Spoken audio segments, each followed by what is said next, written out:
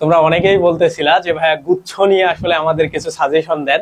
তো বেসিক্যালি আজকের ভিডিওটা সাজেশন বলো, তোমাদের আগামী 40 দিনে গুচ্ছের জন্য কিভাবে পড়বা, আলটিমেটলি একটা আসন পাওয়ার জন্য তোমরা অ্যাকচুয়ালি কিভাবে একদম কোন জায়গাগুলা ধরে ধরে প্রত্যেকটা সাবজেক্টের পড়বা এবং কিভাবে প্রিপারেশন নিলে তোমাদের গুচ্ছবর্তী পরীক্ষাতে চান্স হবে, এই ভিডিওতে আমরা এই বিষয়টা নিয়েই কথা বলার চেষ্টা করব। তো মোটামুটি দেখো, তোমরা যারা গুচ্ছের বি ইউনিটের প্রিপারেশন নিচ্ছ, এইটা তোমাদের বিশ্ববিদ্যালয় লাইফের এই বছরের যে অ্যাডমিশন টেস্টের যে জার্নিটা আছে বিশ্ববিদ্যালয় লাইফে প্রবেশ করার, সেটার একদম লাস্ট একটা সুযোগ। তো এই লাস্ট সুযোগটাকে অবভিয়াসলি তোমাদের কাজে লাগাইতে হবে। তো তোমাদের আগামী মাসে, মানে তোমাদের ঈদের পরে, এপ্রিলের পরে মে মাসে 2 তারিখে গিয়ে তোমাদের বি ইউনিটের ভর্তি পরীক্ষাটা হওয়ার একটা ডেট আছে। সো এই ডেটকে ধরেও যদি আমরা আগাই, এখন থেকে মোটামুটি তোমাদের হাতে 40 দিনের মতো সময় আছে। বাট প্রবলেমটা হইলো, তোমাদের সামনে আরো 2টা ভর্তি পরীক্ষা আছে। 2টা ভর্তি পরীক্ষা, মেজর 2টা ভর্তি পরীক্ষা, একটা রাজশাহী ইউনিভার্সিটির এবং একটা খুলনা ইউনিভার্সিটির। সো ওই 2টাকে মেইনটেইন করে আমাদের আসলে এই গুচ্ছের প্রিপারেশনটা নিতে হবে, তাইলেই আমাদের আলটিমেটলি একটা পূর্ণাঙ্গ প্রিপারেশন হবে। সো আমরা যদি আমাদের প্রিপারেশনটাকে কয়েকটা স্টেপে ভাগ করি, যেমন আমাদের এই গুচ্ছের সাথে এই রাজশাহী এবং খুলনা বিশ্ববিদ্যালয়ের যে সাবজেক্টগুলোর মিল আছে সেইটাকে, এবং যে সাবজেক্টগুলোর মিল নেই সেইগুলাকে, তাইলে আমরা প্রিপারেশনটা সঠিক পথে আগাইতে পারবো।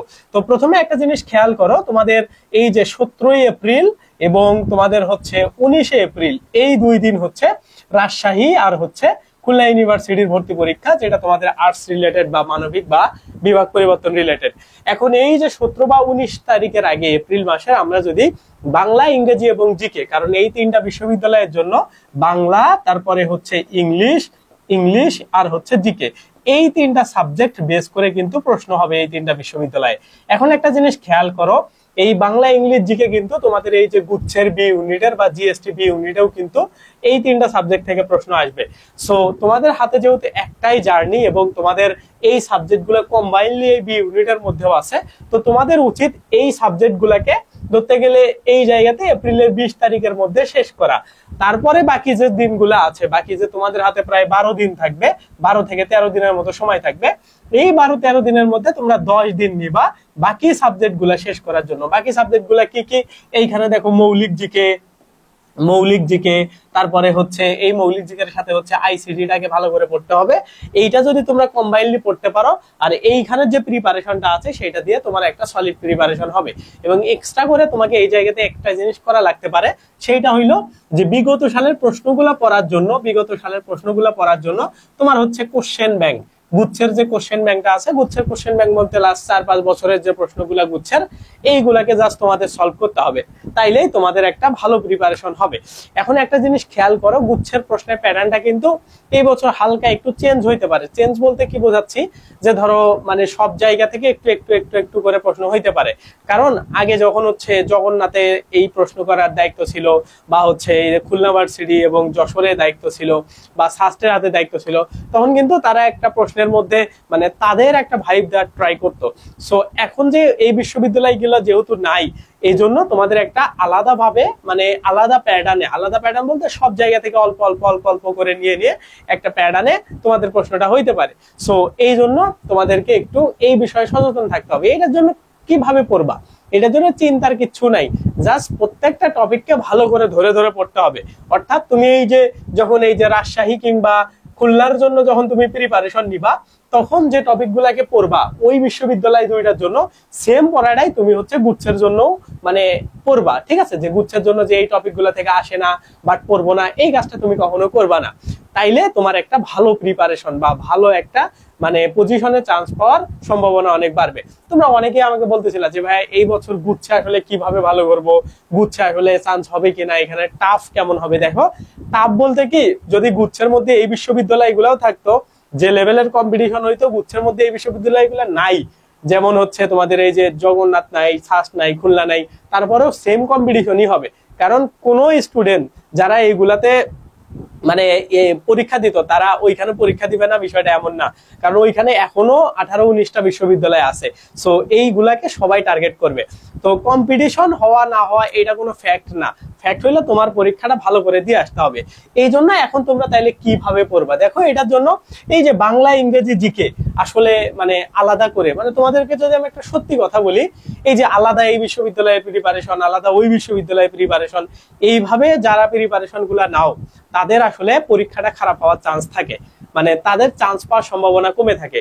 বাট যারা একদম একটা বেসিক প্রিপারেশন নাও, ওই বেসিক প্রিপারেশনের উপর ভিত্তি করে পুরো অ্যাডমিশন টেস্টটা পড়াশোনা করো, তাদের আসলে চান্স পাওয়ার সম্ভাবনাটা অনেক বেশি বেড়ে যায়। ঠিক আছে, সো তোমরা এই জিনিসটা মাথায় রাখবা যে এইখানে যে পড়াগুলাই পড়বা, মানে ধরো বাংলার জন্য তুমি রাজশাহীকে কেন্দ্র করে রাজশাহীর প্রশ্ন ব্যাংক পড়তেছো, তারপরে খুলনার প্রশ্ন ব্যাংক পড়তেছো, খুলনার রিডেনের পড়া পড়তেছো, এমসিকিউ এর পড়তেছো, যাই পড়ো না কেন ওইগুলাই তোমার গুচ্ছতে কাজে আসবে। তোমাকে এমন ভাবে পড়াগুলা শেষ করতে হবে যে তুমি এই জায়গাতে 15 তারিখের আগে, মানে 15ই এপ্রিলের আগে এই বাংলা ইংলিশ জিকে কে সুন্দর করে একদম এ টু জেড রিভিশন সহ শেষ করবা, বিভিন্ন প্রশ্ন ব্যাংক যা যা লাগে সবকিছু শেষ করবা।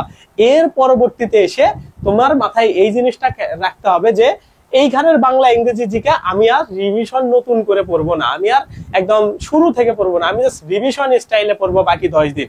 তার সাথে সাথে আমাদের এই যে মৌলিক জিকে এবং আইসিটিটাকে খুবই তুখর ভাবে আমি পড়বো, যাতে করে আমার এই 10 দিন এবং আগের যে সব পড়া শেষ তার সাথে যে এই 10 দিনের এই পড়া এতটুকু কম্পেয়ার করে আমার গুচ্ছে একটা বেস্ট পরীক্ষা হয়।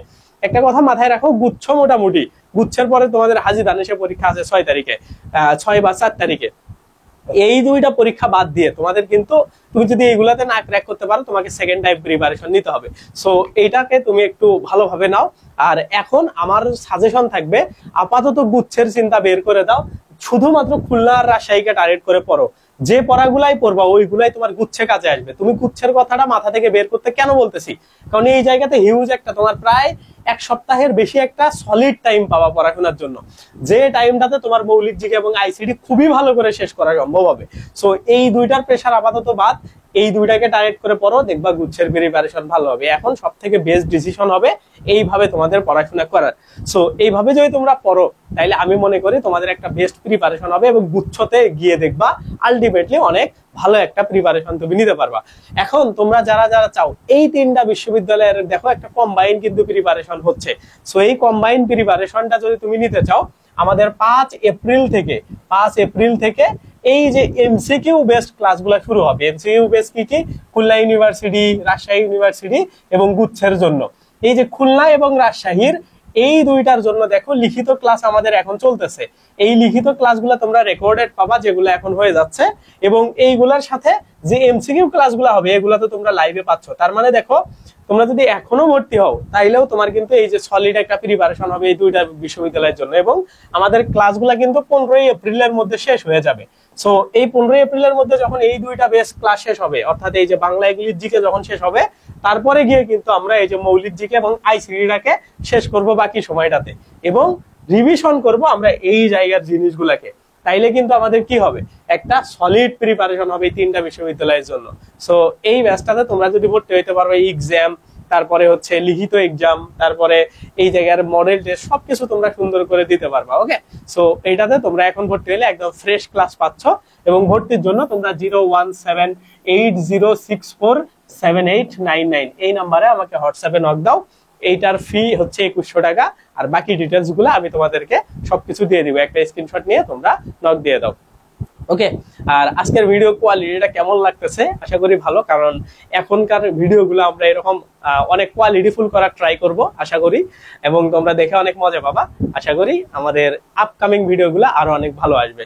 সবাই সুস্থ থাকবা, ভালো থাকবা, আর ফ্রিতে প্রিপারেশন নিতে গেলে আমাদের প্লে লিস্টে যাও, ওয়ান শট ক্লাসগুলো করো। আশা করি তোমার প্রিপারেশন ফ্রিতেও অনেক ভালো হবে। আল্লাহ হাফেজ, টেক কেয়ার, বাই বাই।